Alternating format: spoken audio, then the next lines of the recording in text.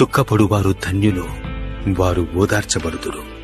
సాత్వికులు ధన్యులు, వారు భూలోకమును స్వతంత్రించుకొందురు.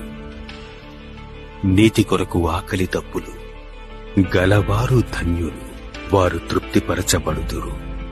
కనికరము గలవారు ధన్యులు, వారు కనికరము పొందుదురు. హృదయశుద్ధి గలవారు ధన్యులు, వారు దేవుని చూచెదరు. సమాధాన పరుచువారు ధన్యులు, వారు దేవుని కుమారులు అనబడుదురు. నీతి నిమిత్తము హింసింపబడువారు ధన్యులు, పరలోక రాజ్యము వారిది.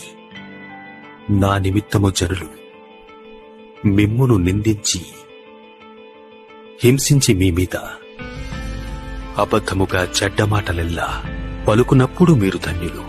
సంతోషించి ఆనందించుడి.